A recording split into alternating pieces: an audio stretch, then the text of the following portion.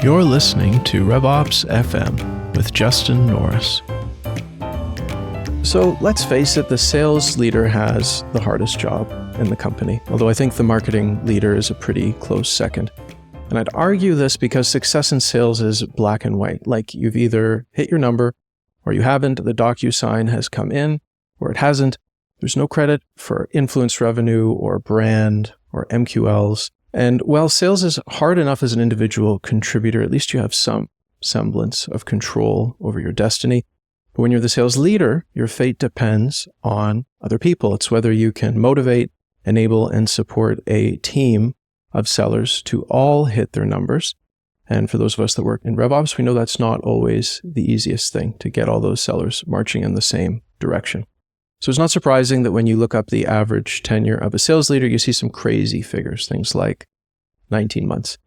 And I'm really curious to understand what top performing sales leaders do, aside from asking their teams to update their forecast 5 times a day. And so to help answer that question today, we are joined by Kyle Asay. He has spent over 8 years in sales leadership at Qualtrics, where he had years as number 1 corporate AE, number 1 corporate team lead, and number 1 corporate sales manager, before going on to leadership roles at companies like MongoDB and most recently launched Darkly. He's also one of the most prominent voices in sales leadership on LinkedIn. In his spare time, you'll find him as the founder of Sales Introverts, where he builds frameworks to help other sellers experience the same success. Kyle, so stoked to have you here today. Thanks for coming on the show. Thanks, Justin. Excited to be here. Maybe just to start off, we can focus on the current environment that we're experiencing. I'm a software buyer rather than a seller, but I know that I am buying less software. The software that I am buying is scrutinized way more by finance and legal and ops within my company. I am negotiating more. I am more price sensitive. Are you experiencing these things right now as a seller? And how have you adapted to this post-reset world that we are in? Yeah, 100%. If anybody's not, shoot me a note and tell me what you're doing. What I'm seeing is where we used to win a lot of deals when we found a problem. Now we're only winning deals when we find the problem. And so when we're doing our discovery, it's not just understanding what is top of mind for you, it's what's top of mind for you that's also top of mind for your boss and other leaders across the company. We're seeing a lot of problems that 2 years ago would have been solved immediately that are now being pushed to the back burner because companies don't have the internal resources to solve it. They don't have the budget to solve it, or they're just more focused with limited headcount and capacity on bigger priority problems. But yeah, we're seeing it's tougher to win. It's tougher to win big, and it's lower to win. All those things are coming together. I'm also finding, strangely enough, and I don't know what it's like in your specific niche, but the places where I'm participating as a buyer, usually it's actually even more crowded because I think there's lower cost of entry to start building software. So there's way more vendors. The landscape is changing. How do you think about standing out versus your competitors? Or are you lucky enough that you have a pretty narrow field where you're selling today? So it's very noisy. It's never been easier to create software, to launch companies. That's part of why I was very selective when I chose another company to work for with Launch Darkly. They're recognized as one of the top platforms in the space. So that helps. I don't think I'm a good enough sales leader to sell a bad product. So that plays a role. But even when you have the best product, or you say you have the best product, because every sales leader says they have the best product, we still have to deal with the increased noise. I'm really big on, for my team, let's not just sell the best product, let's also execute the best. Because if you have a sales team that is quality enough to sell an inferior product, and you're lucky enough to sell a great product, those two things come together really, really well. So I'm all about, as a job seeker, I want to find a company where the product is great. As a sales leader, I want to drive sales excellence so we can differentiate by how we sell, how we show up in discovery, how we show up in demos, how we show up in POVs. So that way the buyers aren't just thinking, okay, this product looks great. They're also saying the experience with the sales team was better than what I usually see from other vendors in the space. I want to give a shout out to the sponsor of today's episode, Knack. You know, I love marketing automation software, but let's be honest, the email and landing page builders are usually terrible. You can't make it nice without a developer, and marketers are going to find a way to break things or go off brand. You do not have time for that. So Knack is totally different. You set the guidelines and then give your users a building experience that's slick, modern, and beautiful. When they're done, everything goes to your map at the push of a button. And don't worry, it supports global teams, approval workflows. It's got your integrations. So head on over to revops.fm/knack. That's KNAK, and get a special offer just for my listeners. How do you do that at scale? Like, I guess that's always the challenge, because you, as an individual seller, may understand how to drive that experience. Is it a process thing? Is it like a coaching and an empathy thing with your team? Like, how do you figure that out? You take one small bit at a time. And so this quarter, all we're focusing on is our continued improvement on messaging for our pipeline generation. That was our first focus. In our PG outbound, how do we sound different than the competition? How do we not come across the same as everybody hiding behind auto sequences and AI generated content? How do we come across different in that first touch? Now we're putting more emphasis on discovery. From the very start of discovery, how do we show up and tell the buyer, I actually understand your business. I understand you as a person. I'm not going to spend your time for the next 30 minutes asking superficial questions. I'm going to get right into priorities. So now we're teaching that. We have a long way to go, because anything that has to be brought out across an entire org cannot be fixed overnight. We're very intentional around what is the most urgent thing to focus on first. For us, it was pipeline generation and now discovery. And then what are tools that we can release through enablement, through marketing to supplement the teaching that we're doing, and how do we go enforce it? So we rolled out this new way of discovery.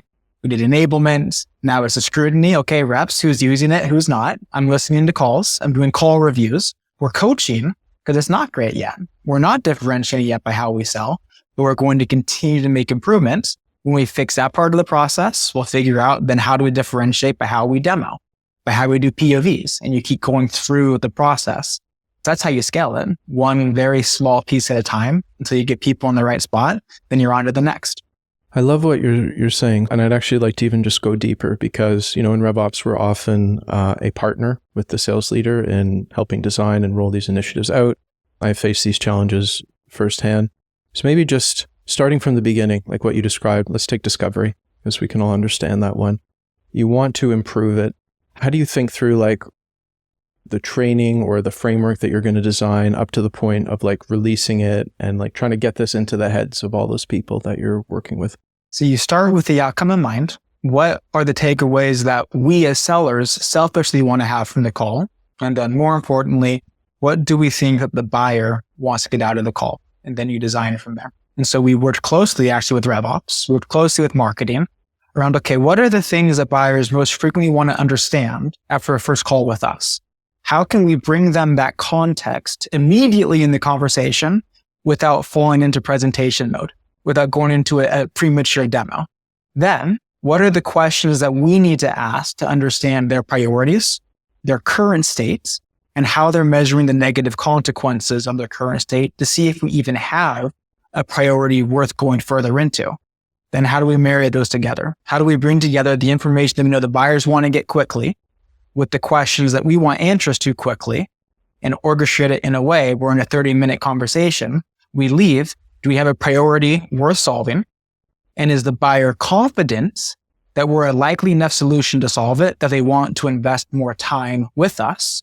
And then the umbrella behind all of that is the command of the message framework. I'm big on command of the message. Never going to claim I invented anything to do with that, but we're really big on implementing that as part of discovery with the deck that we built as a mechanism to drive a conversation with context so the buyer knows that we're educated, and discovery so we go deeper into what matters. So you've designed this process, and let's say that like you as a great seller, you could go and take that process and run a great discovery to get your team up to that level. So first step, like, do you announce it? Do you have enablement, roll out a course? What's the next step to like get them on their way? Yep. So the enablement piece is all about the awareness. Why are we implementing this? What are the gaps that we have so far that we feel like need to be addressed to improve this as an org moving forward? Because you got to get buy-in from the sellers to some extent. As much as sales leaders want to say, and I'm guilty of this too sometimes, I get it. You have to do this, go do this. If sellers don't have the buy-in, don't understand the why, if they do implement it, it's not going to be implemented well, right? It's not supposed to be a check the box exercise. So the awareness of why, then teaching how to use it, then it's also embracing the idea that it's not perfect yet. We know it's not perfect. This is new. We need to go get data, review calls, figure out what's missing. But here's how we think it should be used. Go use it and this review together. So now we're in the process of reps using it. And some reps are coming back and saying, hey, that went incredibly well. It was a great discovery. Other reps come back and saying, yeah, that really flopped. That went terribly. Let's go look at why. What did we do wrong?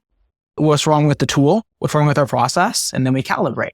That's the process, why we had to do it, why we did it the way that we did. Here's how to use it. Now let's go use it, get feedback, coach, and get better. I know when I am a buyer and I'm in a discovery call, I'm usually sitting there like, just show me the product. And I think buyers in general feel this, like they just want to see product. And there's good reasons to do discovery. And on the other side of the fence, we want to qualify, we want to extract information. You address that tension a little bit in your description of how you design the discovery process, but how do you walk that line between we need some information to make sure that we are heading in the right direction and that, we know what your problem is you're trying to solve versus you don't want to sit there and play 20 questions as a buyer. You want to see the product quickly. I think it is how you set up the objective for the call. And I've been pretty passionate about this for a long time because the buyer is thinking, how can you help me? How are you different? And how can you prove it the entire time? There's that skepticism. There's these fears of you're going to try to oversell me. You're going to say you're the right fit. You don't know me. So I like to be very clear from the beginning. My job today is to figure out if I'm right in my hypothesis over the problems that we can solve for you. And then we're going to leave the call with you having a pretty good understanding of how we would go about solving these problems so you can decide if you want to continue the conversation. Now, before I can go show you specifically how you might solve those problems, I do need a little bit of context for how you're currently managing insert use case. For us, it's how you're releasing software, right? I'm never going to be so bold as to say, we are the best solution for everybody. That'd be a disservice to you. And so while I think we might be a good fit, I'm not going to tell you that we are until I better understand how you're currently doing it, what the gaps are, what you'd like it to look like. But I'm giving the commitment up front that we're not going to end the first call with, okay, well, I just learned everything about you that I wanted to know. I know that you know nothing about me still, but let's schedule another hour. So then I can tell you how I might be able to help. Because then the buyer's like, nah, just send me a case study and I'll review, right? And so it's that balance of being upfront. I want to get to where you want to get to as quickly as possible. Here's what I have to understand before I can get you there accurately, get the buy-in, have that conversation. And then part of the deck that we have is to sprinkle in some of the context. Here are the outcomes we drive. Here's actually a little bit of the platform. Here's how it's constructed. Here's what it looks like. Here's how we're different. We're giving that context as we go. So it feels more like a give and take conversation than that 20 questions that you just mentioned, which is so common in discovery. I just barrage you with questions. Then at the end, I give you this 30-second vomit spiel of a demo, kind of, and then I beg you for another call. And you've kind of alluded to that skepticism that a lot, perhaps most buyers bring. And I've found personally the best relationships I've had with sellers, they have been able to build some trust where I feel like my alliance almost shifts a little bit. Obviously I'm always working in the best interest of my company, but more like I feel a partnership with the salesperson to try to get a deal done rather than we're on opposite sides of the fence. How do you think about building that trust, either as a seller or things that you have your team do to build that trust? So trust and rapport, I think, are two different things. Just call it that part of my philosophy because I was never one for being great at small talk, right? So that's not how I went about building trust. I think trust is feeling like the seller legitimately wants to find a good outcome for you as a buyer, whether or not it's with their product. And this is really hard to do as a seller when you're pressured to close deals. It's really difficult to actually go authentically disqualify buyers. But I found that when buyers give skepticism about something, don't just disregard it. Say, yeah, that's valid skepticism. You should be worried about that. We actually have seen situations where it didn't work out. Here's why. But calling out reasons why you might not be a great fit for some people, calling out reasons why they may not be ready for your solution, calling out the risks and how you plan to mitigate the risks are much better than, oh, we're so easy to implement. everything always goes great. It's, hey, we get feedback that were pretty easy to implement, but here are some things that we see go wrong that we want to get ahead of to make sure if you do move forward, you don't experience the bad outcomes. Little subtle tweaks like that, showing the buyer that we're not here to win at all costs, but we're here to actually help them make a great decision. And if we're not the right decision for them, end the conversation as soon as possible so I can go back to where I should be spending my time, goes a long way to build that trust. It's interesting that you differentiated trust and rapport. I hadn't thought of it that way before. Is rapport still important from your point of view, or is it just, it's like a separate thing? I think it depends on who you're selling to, because there is the emotional element of sales. And I think it's very difficult to work with somebody that you don't enjoy working with. But there are some people that great rapport is built because you understand their business. You understand the outcomes they care about. For other people, great rapport is built because you understand them personally. You understand what they like to do, what their weekend plans are. What I have found though is most people on like the personality spectrum, I want a lot of personality and rapport. They're all kind of medium, right? And so for me as a very introverted seller, there's only one deal that I can remember where I had to really elevate my sociability because the buyer I was working with was such an incredibly energetic, personable person, where if I had tried to get right down to business, they probably would have shied away. So I had to go way above my comfort zone on the rapport building aspect. But I found that most people are more on the middle of the spectrum. And so I default to look like rapport is great, but deals don't get closed in enterprise SaaS because they like you as a person. Deals get closed because you add value. Now, you're going to get the chance to prove you can add value a lot more frequently if they like you. So you can't just be a jerk and just go right to the business, right? Like if they don't like you, they're not going to give you the chance to even go prove it. But if I had to choose one or the other, I'm going with trust because people buy from people that they trust to actually deliver the outcomes that they claim they can. 100%. This is a tangent, but I'm curious because you mentioned being an introverted seller, and I probably could have guessed that by the name of your other business sales introverts, and yet very comfortable on camera, making videos, you're putting yourself out there all the time. I'm trying to reconcile that a little. Like, is it a conscious going against the introversion that you feel, or how do you navigate that, I suppose? So I can do it. It just exhausts me. Yeah. And so as an introvert, I get my energy from being alone, doing quiet things. But when I'm doing my job, like if I have to go give presentations to a large group, if I have to go lead all hands calls, if I have to go to an office and get people excited about what we're building together, I can go do that and people will think I'm an extrovert. What they don't see is when I'm at like a multi-day training somewhere for our company, as soon as I finish my 3-hour presentation, while everybody else goes to get snacks and mingle, I'm going straight back to my hotel room, fall onto my bed and just like decompressing for that 30-minute break before going back to lead more presentations. So I can do the videos, I can do everything I need to do. It's not how I get energized, it's how I get drained. I also enjoy doing it, ironically.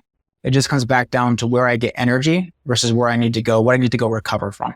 Yeah, I'm the exact same way. And I mean, I could ask myself the same question because here I am doing a podcast, but I go to like a conference or something, I'm back at the hotel room as soon as the trade floor closes and just sort of putting myself in that vacuum, getting some space. So I can relate completely to what you're saying. I want to dive a bit more deeply again onto the sales management side. And I think this is a common truth across any role, but perhaps specifically in sales, there can be like a promote to failure thing where you have superstar ICs who say, great, let's make them a manager, become a manager, and they fail at it either because they're not prepared or maybe they don't actually enjoy that work. You've made that leap successfully. What did it involve for you? Well, it involved a heavy reliance on documentation. And so what I found is I generally knew what I was doing to have success, but until I really sat down and methodically wrote out what I was doing to have success, it was difficult to teach it. So I began to document all the stuff I was doing, the way I ran discovery, the way that I ran demos, the way I did territory management. As I wrote it out, it forced me to actually understand what, how, and why I acted the way that I did. Then as I was able to teach it in a more clear way, it was easier for people to adopt. And then I had to go through the transition of understanding that, well, okay, just as I can teach it clearly and it works for me, doesn't mean that everybody can apply it the exact same way that I have. So then it had to become more nuanced. How do I manage different people differently? And it all grew from there. But it started with pressure in myself based on mentorship from one of my leaders. Kyle, you know how to sell, but you got to go figure out how to teach others how to sell. And documentation became one of the best things I have done for myself as I transitioned from an IC to a sales leader role. Is that common with others? Because that's like a very RevOps-ish answer, like documentation and probably like that. I love to hear that. It isn't something I always see from other sales leaders that I've worked with in the past. Is it common in your experience, or is that more of a you thing? No, it's not common, but I tell everybody that I meet with that wants advice on career progression, whether they want to be an enterprise IC and a strategic accounts rep or a leader, document. Because people that are able to clearly articulate how they have success are more likely to be promoted than someone that has success but can't define why. And someone that wants to go into leadership, having a documented process. I mean, talk about how easy my interviews are. When I go into new companies, so they ask me, what's your process for this? I just show them. How do you coach? Here's my framework. How do you do performance management? I wrote this. I just pull up everything that I do, and it's very easy to articulate. And then when I'm asked to describe it, it sounds like it's so straightforward and clear, but it's just because I've written it out so many times. So if you're not doing it today, do it, because it'll pay off no matter what your career path is. Sales, RevOps, marketing, document what you do that works and doesn't work. Because then when people ask you, how do you do it? And you give them a clear answer. If you're like me, you'll look smarter than you actually are, which has great benefits to a career. Taking it up for a second, because I'm a big fan of first principles and I like to define things. How do you think about the job of a sales leader? Like aside from like hitting the number, like that's your job, obviously, but in terms of like what you need to focus on and do, what's your North Star as a leader? One of the people leaders I had early in my career was big on this. So if he's listening, he'll be proud. Your job as a manager, whether you're in sales or not, is to drive an aligned result. For sales, the supporting aligned result is going to be revenue. The way you drive towards revenue is you're going to be recruiting and retaining great talent. In order to recruit and retain great talent, you need to be able to develop people, motivate people, and hold them accountable. But if I bucket out the job of a sales leader, it starts with that foundational layer, recruit and retain great people, which requires developing people, hold them accountable to hit their ceiling. If you do those things, revenue follows, and then the aligned results of quota attainment, high percentage reps hitting quota, highly engaged sales teams, high retention, all those things fall into place with those focus points. You talk about recruit and retain, and a lot of that can come back to who you are as a manager. And I know when we think about sales managers, if you watch like Corporate Bros videos, sales managers don't come off super well, or even in some of your own videos, you kind of satirize yourself a little bit, just sitting there, asking people to update their dashboards. But it kind of does relate to a real thing. There are some toxic sales managers out there. There's some managers that people don't like to have. Obviously, you can't just be buddy-buddy all the time, but being loved, not feared, and yet getting the result that you want. How do you figure that out?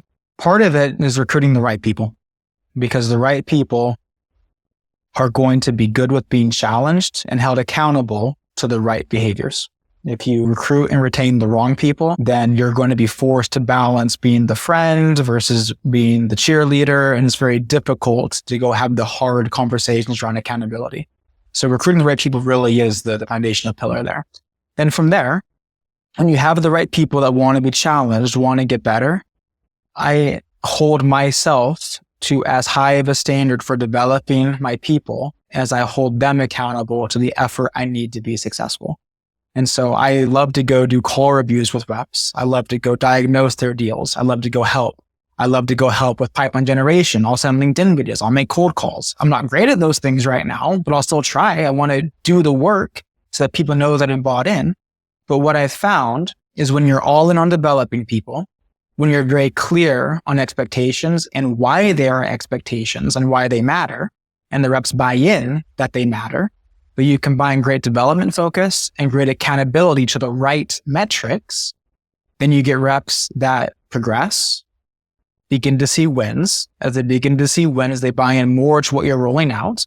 That gives you the license to roll out more changes, more improvements, which leads to increased adoption, more winning. And then you do this right, and 6 to 9 months after rebuilding the sales org, you're going to have a group of people that are thinking, okay, there is no company I can work for right now where I'm going to learn as much as I'm learning today. There's no company I can work for and now that's going to challenge me as much as I'm challenged today. And then why would they want to leave at that point?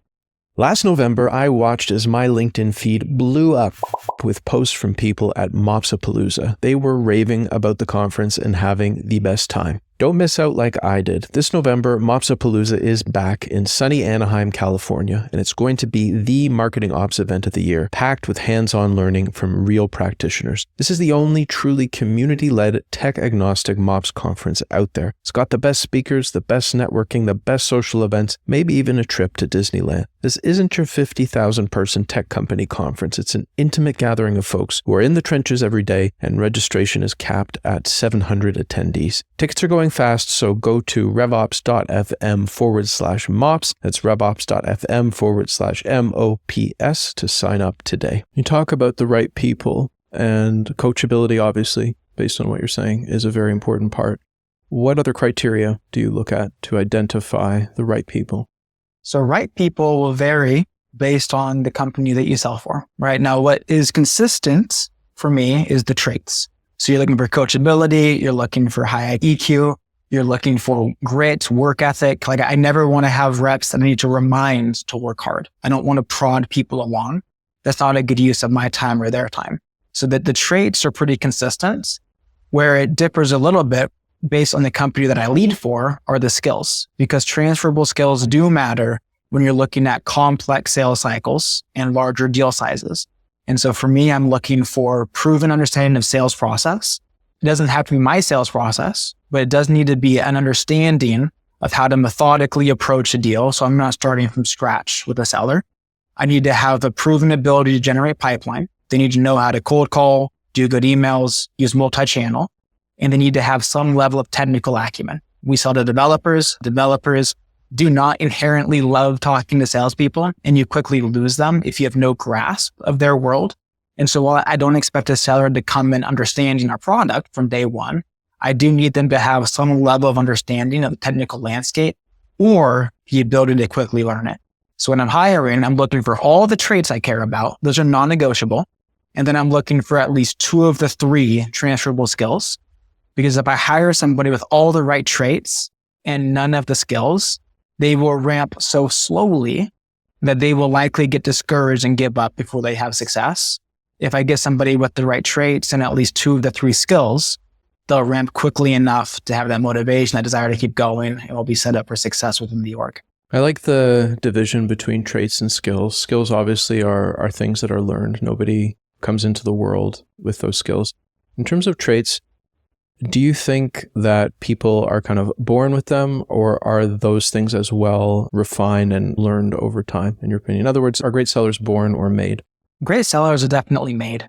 I think there's some element of traits as DNA related, but I think a lot of people, I have talked to people that have incredible grits that have come from very privileged backgrounds and very difficult backgrounds. I've seen people from all situations that exhibit incredible traits, and a lot of it is from the circumstances that they fought through with things that they learned, right? And so I'm not a biologist, I'm not an expert in that area, but for the question, are great sellers born or made? I think they're made, because a lot of the traits are things that can be developed, and a lot of the skills are things that can be learned. And I have seen some reps that day one, when I met them, I was like, there's no way. And then a year later, they're crushing it because they wanted to work that hard and they wanted to get better, and they completely changed their skills. I recently had a rep where the feedback to me was, hey, this person doesn't interview well. They've interviewed before and they're just really poor at it. And then they interviewed and they did great because they'd gotten that feedback and they worked so hard to prove us wrong in that area. And it's a great example of someone that probably wasn't born to be a natural salesperson or a natural interviewer. And now I'm betting on them to be a top performer in my org because of how gritty they were to go push through those areas and get better. That's awesome. Thinking about top performers, I don't know, but I imagine when you were an IC, there were maybe times where you saw a shortcut, in the process, or you saw a way of getting the result that you wanted that wasn't standard operating procedure. And I've observed as a common trait of great sellers, like they'll just, I work with BDRs all the time. We had a BDR and she was showing us something she was doing. And she's like, yeah, I just, I delete the subject line. I use this because I find it doesn't work. Like, they just instinctively will correct for things that aren't working. And that's really valuable. At the same time, you want people to kind of follow a process. How do you, A, do you observe the same dynamic, I guess, and B, how do you sort of use the energies of those people appropriately that are kind of a little bit maverick, but often with a positive result? Yeah, I'm really big on the philosophy of flexible process or frameworks of a process. It's really just words and how you define them technically. But the prevailing philosophy on it is great reps will adapt process to best meet customers where they are, to best meet a territory where it is, to best map to their current circumstance. As an IC myself, I had this turning moment when I was so focused on memorizing the sales process and being rigid with it and it not working, to paying attention to where did the buyer disengage in this process? Okay, how can I tweak the process based on where the buyer is today? Because not every buyer is at the same stage. And my career took off from that point. So when I'm teaching sellers today, a great example again is this new discovery deck we're using. When reps like, oh, these slides in an order, these questions, I got to be free. I got to be flexible. Like, I agree. I want you to be free. I want you to be flexible. I want you to change the order of the slides. I want you to change the questions, but you can't make the process flexible until you have mastered the process. And so if I have reps that are skipping through the process because they don't understand it, that concerns me because they're probably finding shortcuts that are not going to consistently work. If I have sellers that understand the process so well that they're adapting it based on the campaign, based on the buyer, based on the deal, that to me is as close to sales perfection as you can get because the foundation is good because the process is good, but we're recognizing that every deal has nuance, every deal has changes, but reps, before you want to go try to have nuance, get good at the foundation, understand the foundation, otherwise you're just making stuff up and that's not going to work very well. So once you know the rules, you can break the rules. In other words, is what I'm hearing. Bend. Yeah, bend. I'm going to go with bend. Bend. You can flex. You can flex on the rules. And you should, right? Yep. You should flex things because if you're in complex sales, by nature of the job, scripts don't work. Like in some transactional sales, sure, a script works. Go master the script, master the intonation, master the body language. But in complex sales, scripts don't work. But if you're just trying to wing it, and you don't have a strong foundation of outcomes to drive and how to drive them to work off of, you're really going to struggle creating sustainable, consistent success. I alluded in the intro a little bit to the challenge and the pressure of being the sales leader. And I truly believe that. I'm in forecast pipe review meetings where there's good weeks, there's bad weeks, and the sales leader's got to step up and speak to it. That's a lot of pressure psychologically. It's a kind of heavy weight maybe to carry all the time. How do you think about that? How do you deal with it? Is it just something you get used to? I don't know that you get used to it. I think you learn to adapt and improve your mindset towards it. I've definitely had periods of pretty significant struggle with anxiety and stress from it. But the book that I read, that I'm sure many have read, The Subtle Art of Not Giving Enough, changed my perspective in a really positive way to good problems to have. And so when I start to feel this anxiety and stress about these numbers, I'm like, okay, Kyle, but look at the problems you get to solve today and think about how many people would love to have the opportunity to solve these problems. And then I realized how lucky and fortunate I am to get a play business in this capacity and have a team that I enjoy working with. We had a great company with a great executive team. So yeah, there's lots of pressure. But for me personally, I would much rather have the problem of pressure and stress tied to hitting challenging targets than the pressure of not being challenged in a job or the boredom of not being challenged in a job or people that right now are struggling to find work in a bad economy. That's stressful. That's way stressful, right? And so whenever I start to feel that overwhelmed feeling, I take a big step back, I look at it, and I put my stresses and problems into perspective. And when I zoom out, my problems and stresses are pretty minuscule compared to what many people are facing. And I consider myself very fortunate to have the problems that I do have to solve. And when that mindset flips, the mood flips, the anxiety slips away a little bit. And it's just a constant remembrance of that. I also like to remind my team, like we talk about goals, we have accountability on goals. But at the end of the day, it's just a job. It's how we provide a living for our families. We like our jobs. We want to perform well. But the worst case scenario professionally is not necessarily a worst case scenario of life. We're going to succeed. We're going to fail at different times, but it's just a job.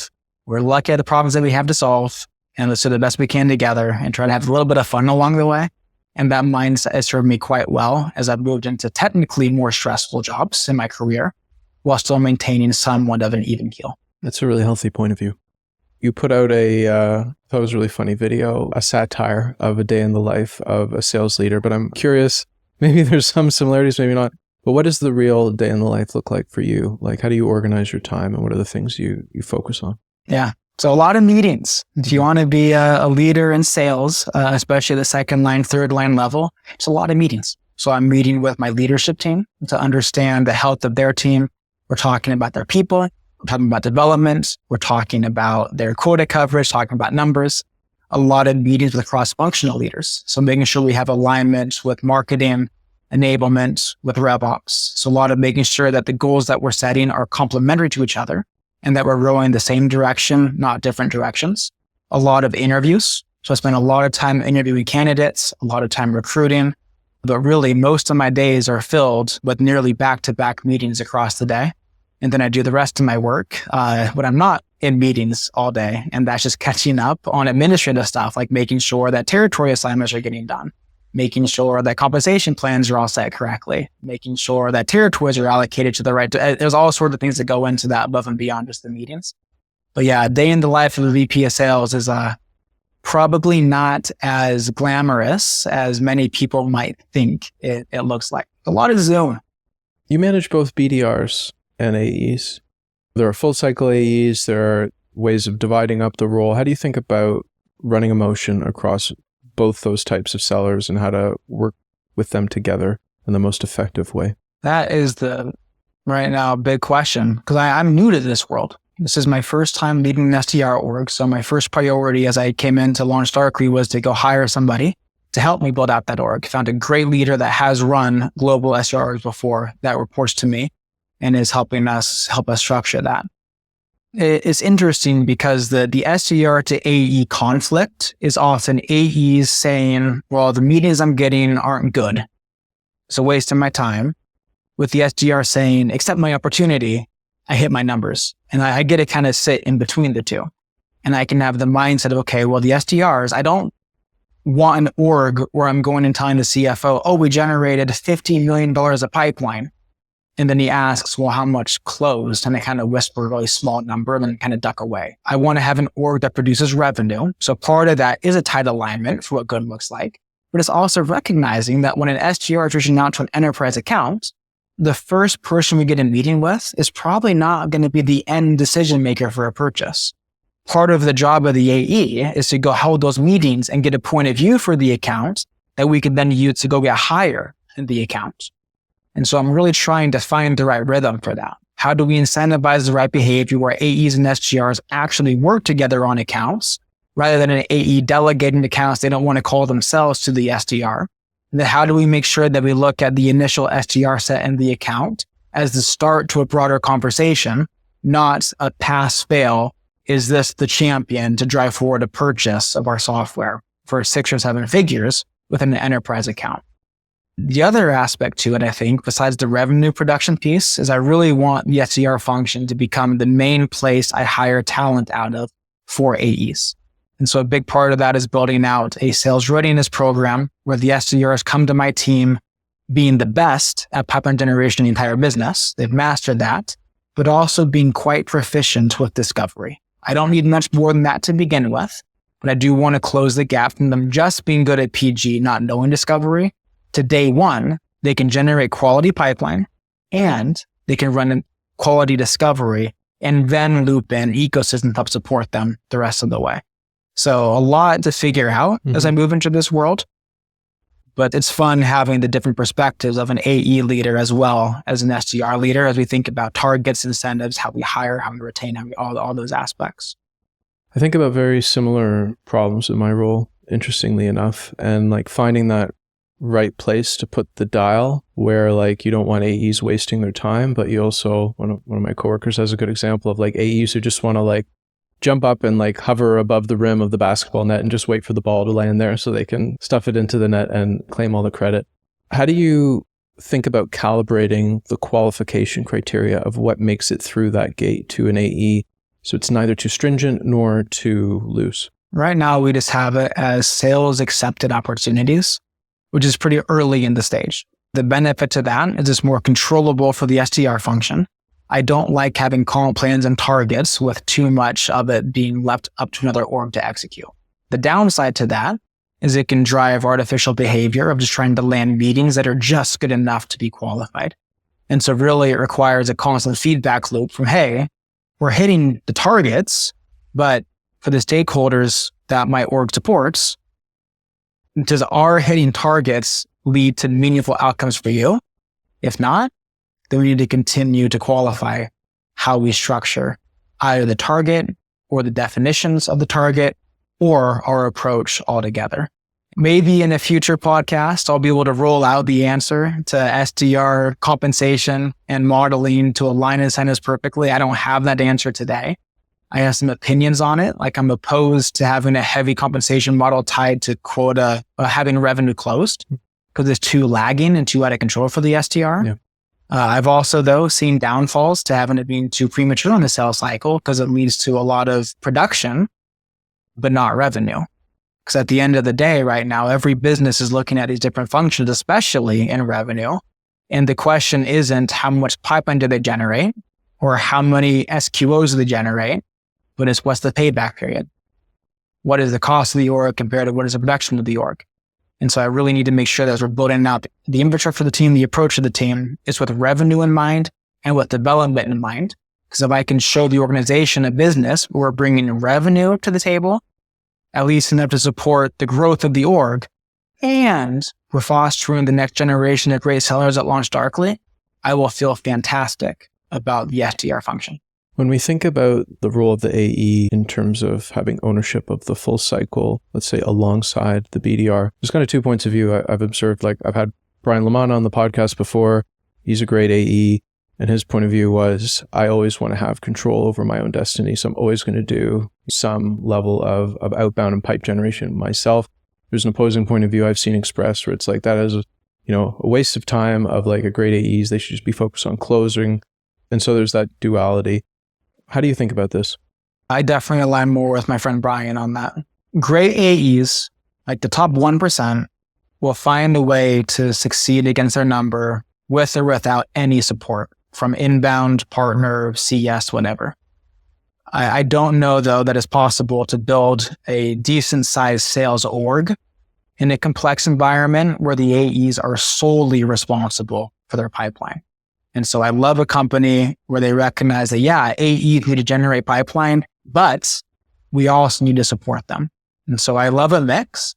The ratios can vary, but I am generally, if you can tell me, hey, I can get your AEs 30 to 40% of the way to their quota between marketing, CS, partners, and SDR, and then we need AEs to go self-source that remaining 40 to 60%, I'm pretty comfortable with that. Because what I found is AE sourced pipeline is generally higher quality than SDR sourced pipeline, which makes sense. They're more senior reps. They better understand the territory. They better understand the product. That's just the reality of experience in sales. So I already know that AE source pipeline is going to be stronger than some of the supports.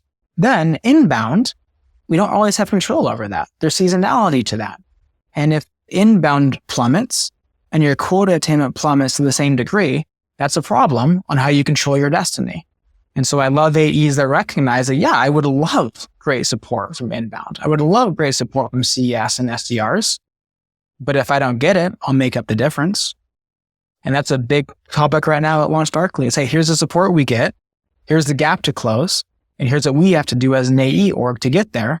And a lot of the AEs are leaning into it and they're blowing out those numbers they need to go get to. And I can't wait to see the revenue results as we improve support from CS, as we improve support from SDR, and they maintain that focus on the raw pipeline. Those are AEs that hit 200% at quota, not just 100%. It's a good place to be. I think I know your answer to this question probably, but AI SDRs, you're going to replace your whole SDR org with AI bots anytime soon. What are you thinking? I hope all of our competitors do. I hope they go all in on the AI SDR. And in all seriousness, I think there are great tools being built, The problem is anything that can be scaled saturates, and anything that saturates, even if it's really good, is ignored. And so when I look at the channels I work for us right now in PG, our best channels are the things that cannot be automated, cannot be scaled. And so when I hear AI SDR, the goal is really personalized, really value-driven emails and messages at scale. Well, when all of a sudden the buyer has hundreds of emails that are hyper-personalized, very valuable, very relevant, all of a sudden, by default, none of them are personalized, none of them are valuable, and none of them are relevant. And so I've seen a lot of the data on it where people see a quick spike as they uncover some of the low-hanging fruit, and then it decreases. For me and my org, there are no plans to replace SDRs with AI agents. I'm really big on AI in sales. I'm doing some work right now with Clay around territory management, and my mind is blown at what I can uncover. But all of this is to accelerate what we do with sellers, not to replace. So you'll hear me say often, I don't believe in shortcuts. I believe in accelerants. I want to use AI to accelerate my SDRs, accelerate my AEs, make us more efficient. But the idea of replacing, maybe I'll be burned, but I'm quite skeptical on that, at least for the foreseeable future.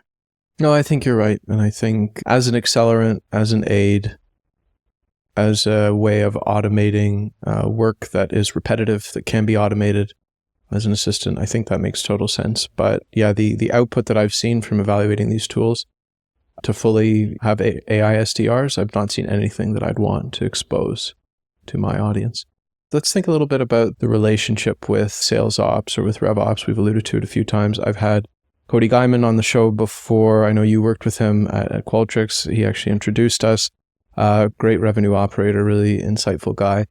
How have you, not necessarily with him, but just in general, how have you thought about and experienced this relationship with RevOps before? Sometimes there can be tension, RevOps and sales leadership. Sometimes it can be a great partnership. What's your experience been like overall? It's one of the reasons why I joined LaunchDarkly, because I interviewed with our RevOps leader and I love the guy. Because I view RevOps as being a mission critical partner.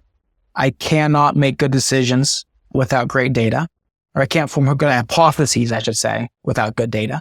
I cannot structure an org and scale an org through territory, through targets, without a great partnership. And so I view RevOps as being the most critical partner for what I do, because they help me work better with marketing. They help me work better with enablement. They help me work better with every function that partners with sales. And without strong RevOps, all those things fall apart and we're no longer rowing in the right direction.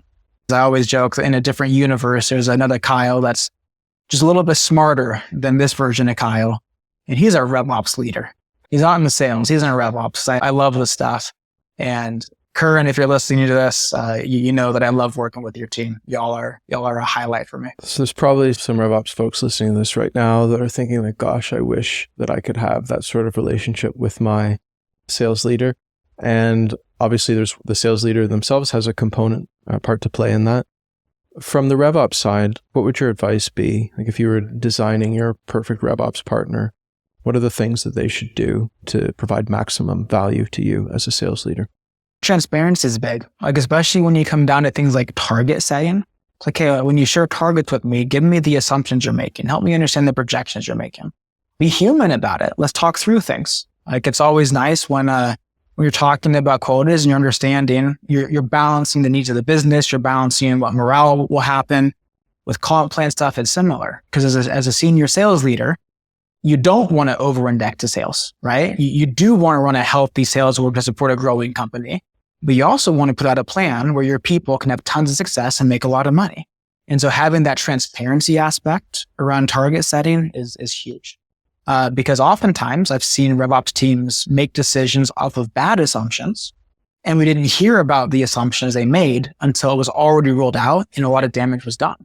Had they shared assumptions up front that went into the model, we could have challenged it in that moment and we could have come to a better conclusion. And so view it as a true partnership, not as like this little curtain between the two where we have to kind of guard things, because not all sales leaders are just going to push for the lowest quota. Not all sales leaders are going to go push for the highest possible comp rates.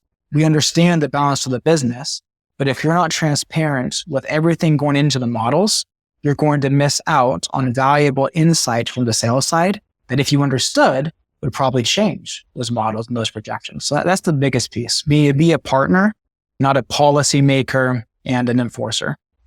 Good advice.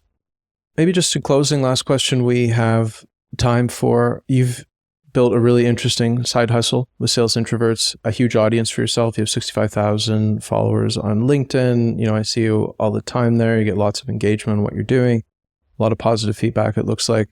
Just some lessons learned building a side hustle, doing it myself. I know it's hard. You also have a family. You have a lot of responsibility at your day job. How do you figure that out? Yeah. My advice, it also goes to sales leadership too. It's I focus on what I am uniquely able to do, and I partner with others for the rest. And so with my business, I have a great partner that does website stuff, automations, product design, all sorts of things. The only things that I have to worry about are content creation. And that's easy because all I'm doing is taking what I'm doing every day at my job and then repurposing it to be relevant to a larger audience and not just a little universe that I live in. Other lessons that I've learned is not all the feedback I get is always positive. It doesn't happen often, but sometimes I get very angry messages from strangers and I don't understand it, but it's just part of when you put yourself out there. And so I've had to learn to not worry about it. I'm trying to mature to the point where when somebody is a jerk like that, to just ignore and not feel the need to respond. And I'm getting better. But my encouragement to people is the benefits to sharing what you've learned far outweigh the negatives that might come from it. So yeah, I think those are really the main two things. I've had to learn, what do I have to uniquely do? How do I get help for the rest so I can scale myself? And then if you're going to do things that get positive feedback, you're also going to get negative feedback. Don't sweat it. Do things with people that you get positive feedback from. I have to say, when I was researching this episode, I think I came across some Reddit thread where somebody was saying something, mildly critical of you. And you actually jumped into that thread, responded to them, and they're like, oh, wow, like my point of view about you has changed as a result of this. So I think that was a masterclass of hugging your haters and turning them into fans. I thought that was really well done. That guy was rational. Yeah, a lot of people. Not everybody is rational out there. I understand that too. Really appreciate you being on the show. Super insightful, super useful. If people want to find you, they can look you up on LinkedIn or go to salesintroverts.com. Tons of great resources there. But yeah, thank you so much for chatting with us today. My pleasure. Thank you for coming prepared with so many awesome questions. I really enjoyed the conversation. Hey everyone, I want to invite you over to the RevOps FM Substack community, where you can sign up to get rough transcripts, show notes, longer form articles, and other bonus content. Just head over to revops.fm/subscribe to get free access. I'd also love to know what you thought of the episode and to hear suggestions for topics you want to learn about. Feel free to leave a comment on Substack or send me an email at justin@revops.fm. Thanks for listening.